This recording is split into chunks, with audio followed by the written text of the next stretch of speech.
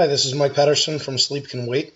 I just wanted to give you all a brief introduction to a couple of gotchas that I've come across in WCF. And the reason for this is that the error messages are really kind of useless. It took a lot of trial and error to kind of figure out what the issues were. So a quick breakdown, I've created more or less a default .NET 4.0 WCF project and added a couple of operations.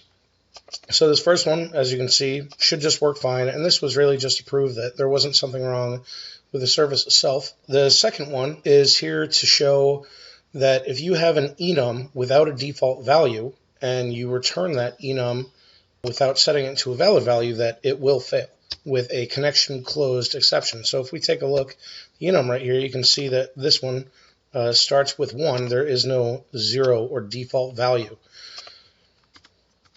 So the second one utilizes deferred execution.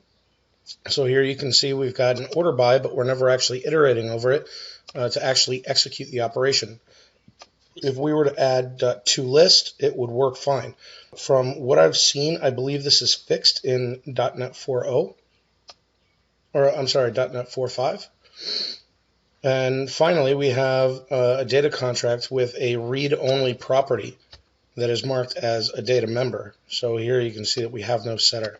So with that, let's go ahead and take a look at the service.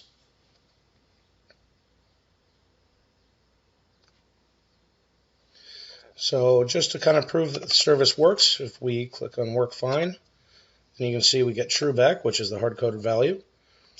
And trying with enum with no default, and here you can see we get the exception.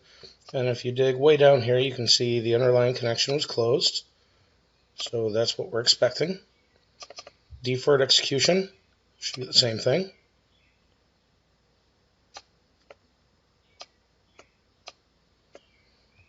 Connection closed. And finally, try read only.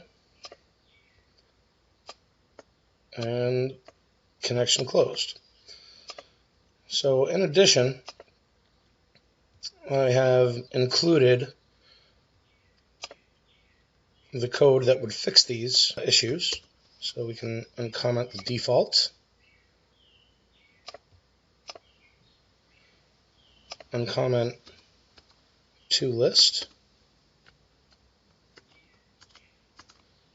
and we can uncomment the setter.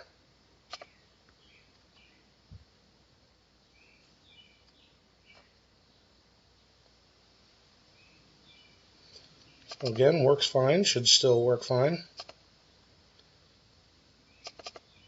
Default value should now get a default value. You can see there it does.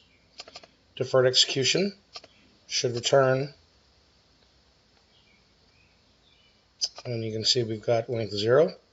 And read-only contract, you can see now returns string.empty. So this is Mike Patterson from Sleep Can Wait. Hopefully this will save you some debugging time in the future.